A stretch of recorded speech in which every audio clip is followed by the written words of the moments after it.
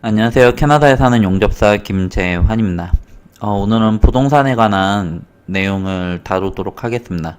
굉장히 이렇게 기초적인 내용들에 관해서 이야기를 해보려고 합니다. 뭐가 어떻게 있는지, 일단은 내용을 보면서 이야기를 하도록 하죠. 일단, 기초적인 내용들로 전체를 훑어볼 수 있고, 자신이 직접 알아보고 공부를 할 수 있는 내용을 만들려고 하고 있어요. 뭐 투자 전망이라든지 아니면은 꿀팁이라든지 뭐 이런 거는 중간중간에는 살짝살짝 들어가겠지만 그것보다는 목차가 어떻게 되는지 그리고 어디를 가서 무엇을 봐야 되는지 일단 굉장히 이렇게 기초적인 교과서적인 내용들을 위주로 이렇게 영상을 만들려고 하고 있고요.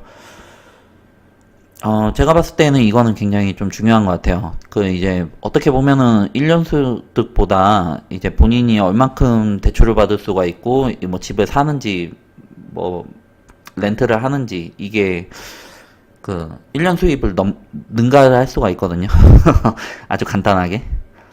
1년 순소득, 내 임금에서 세금을 제하고, 그리고 내가 반드시 써야 될 돈들을 제하고, 그리고 모을 수 있는 돈이 그렇게 많지가 않아요. 그런데 부동산을 한 몇 억짜리를 한 번 왔다 갔다를 시키면 그러면은 거기에서 나오는 소득이 내 임금을 통한 순소득보다 훨씬 더 클 수가 있는 거죠. 무슨 얘기인지 아시겠죠? 봐야 될 내용이 많아가지고 빨리빨리 보도록 하겠습니다. 이거 보시면은 나중에 내용이 바뀌셔도 내용이 좀 이렇게 바뀌어도 똑같은 사이트에서 똑같은 검색어로 찾으실 수가 있거든요. 그래서 만약에 이 영상이 지금 보시는 날짜로부터 좀 오래전, 1년 전, 2년 전 영상이라고 하시면 그러면은 다시 검색을 해보셔야 돼요. 어차피 뭐 CMHC, MLS 뭐 이런 데 들어가는 거는 똑같습니다. 그리고 대체적인 내용들은 비슷비슷하고요. 일단 10 common 이것부터 먼저 보죠. top 5 investment strategies for Ontario real estate investor 이에요. 화면 좀 크게 할게요. 죄송합니다.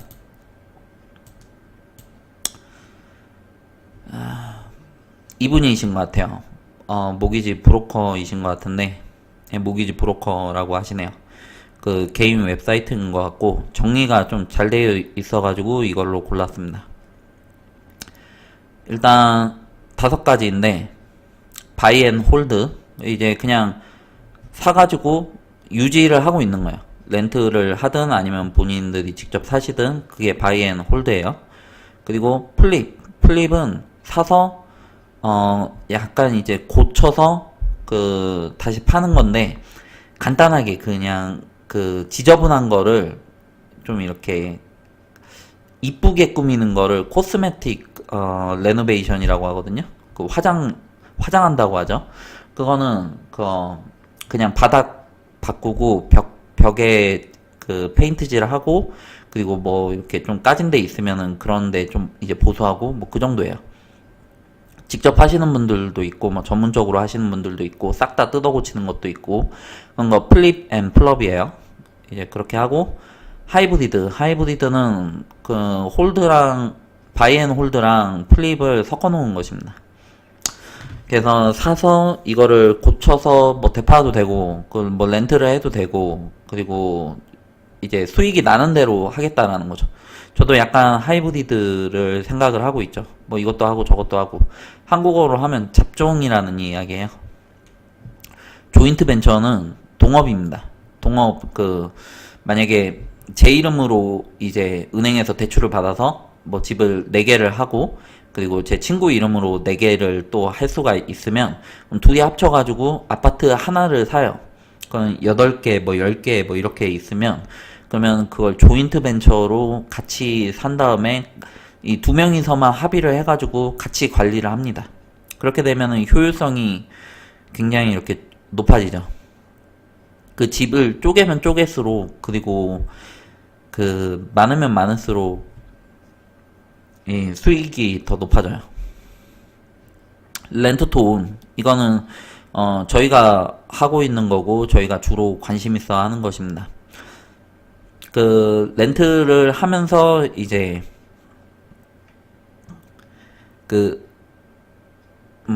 지분이 넘어가는 거예요. 렌트토운은 렌트비를 내면서 그리고 추가로 돈을 좀 더 내면서 그 집을 이제 판다. 그리고 거기 사시는 분들 같은 경우에는 렌트를 하면서 이 집을 살 수가 있다. 뭐 이렇게 보시면 될 것 같습니다. 일단 기본적으로는 이렇게 나뉠 수가 있고요. 이거는 인베스트먼트 스트래티지예요. 넘어가도록 하겠습니다. 다르게 분류를 한 건데 10 Common Real Estate Investment Strategy 바이 앤 홀드 아까 설명드렸죠. 레노베이션, 플립 앤 플롭에 해당이 되는데 그냥 집 안에를 고치는 거예요. 뭐 얼마큼 고치든 뭐 코스메틱만 하든 아니면은 뭐 싹 다 뜯어 고치든 뭐 그거는 이제 사람들마다 이제 좀 다른 거고 뭐 전문적으로 하시는 분들도 있고 그냥 본인이 손재주가 있고 뭐 취미가 그쪽으로 있으셔가지고 그렇게 하시는 경우도 있고 지하실 하시는 경우도 많이 있습니다. 집이 싱글하우스 같은 경우에는 지하실이 많이 있어요. 그러면 이제 지하실에 펀렌스가 있고 워터탱크가 있거든요.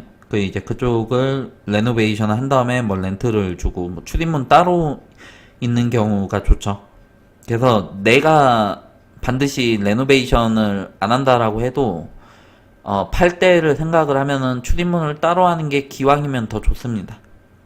그렇게 될 경우에는 랏을 코너 랏으로 하게끔 되고 약간 랜드가 조금 더 넓으면 그렇게 할 수가 있거든요.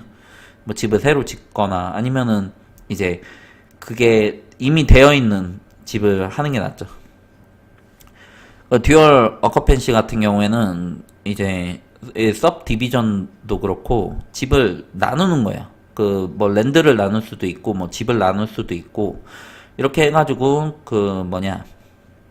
원래는 하나였는데 그거를 두 개로 나눈다든지 뭐 이런 식으로 나누는 것입니다. 그래가지고 그냥 간단히 설명드려가지고 그러면은 이제 쪼개가지고 양쪽에서 돈을 받게끔 되면 돈이 더 들어오는 거죠.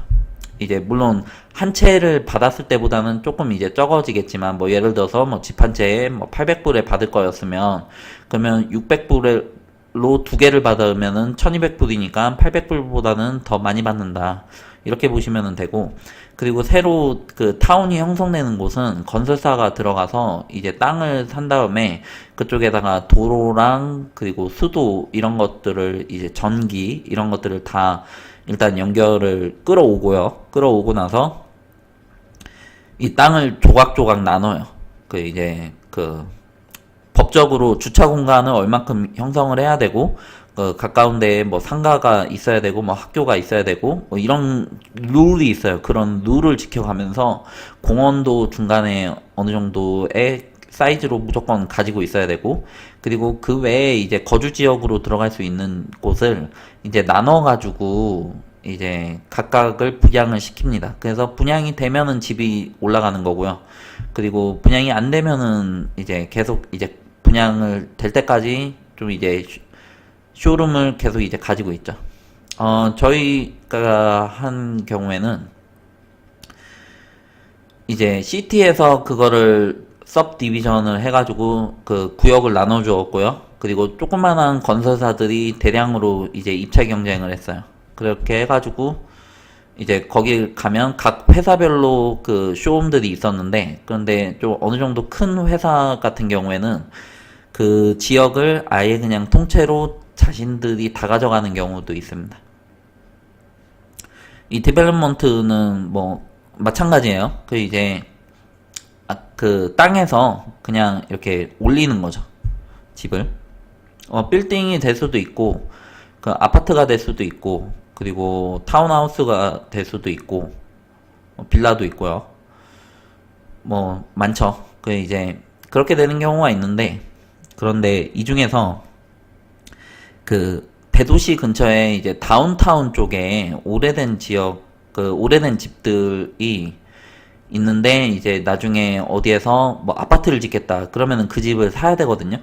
그러면은 시세보다 훨씬 더 좋은 가격에 팔 수가 있게 되는 거죠. 그 위치가 워낙 좋으니까 그 뭐냐 디벨롭먼트의 가능성이 쉽게 이야기해서 재개발의 가능성이 높은 거예요. 그 다운타운 쪽이라고 하면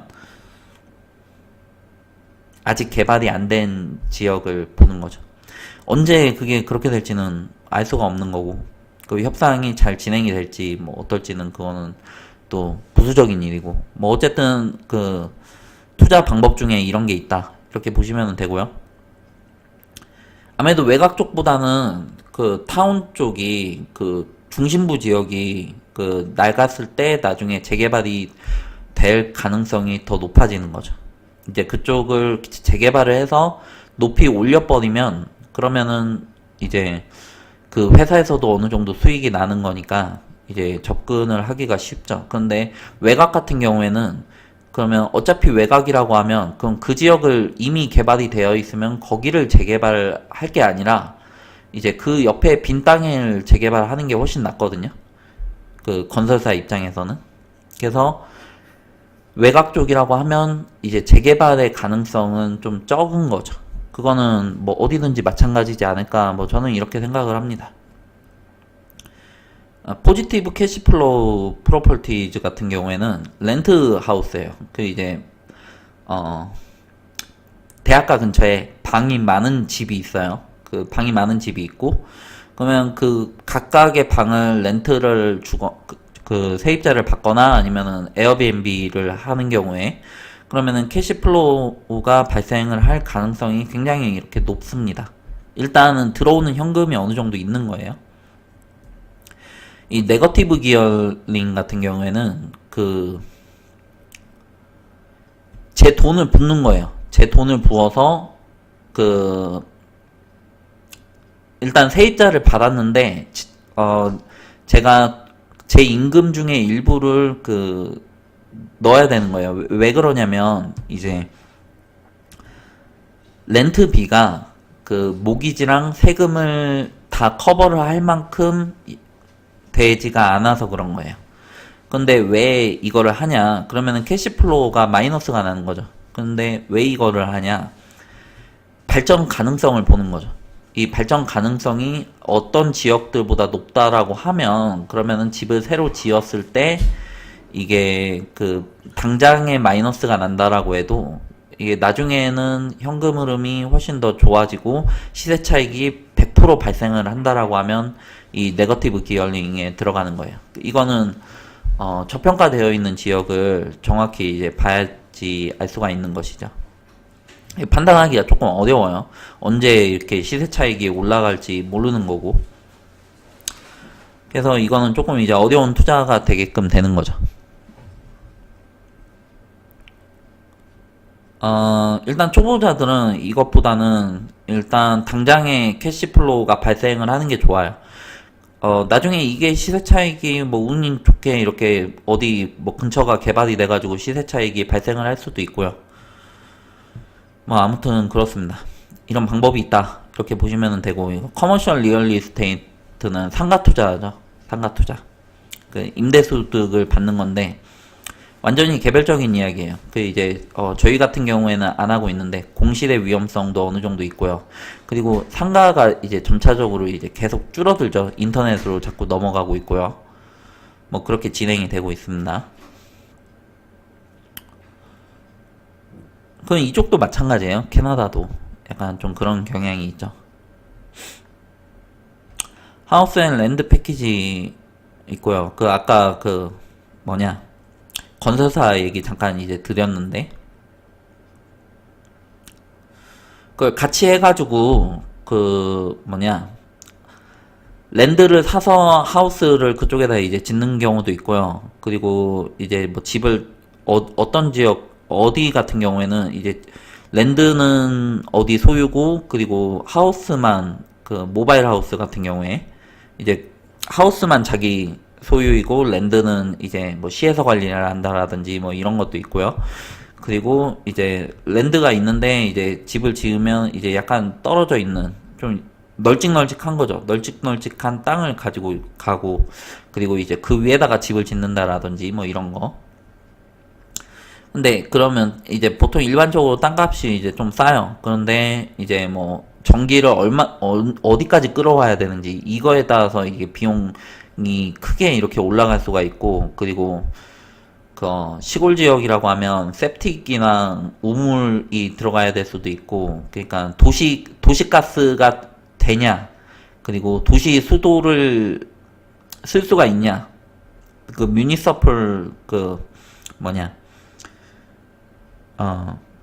워터 뭐 이런 거거든요. 그 이제 그거는 MNS에서 볼 수가 있어요. 그 이제 좀 깊게 들어가면 이제 그런 것들도 하나씩 확인을 해야 되는 거죠.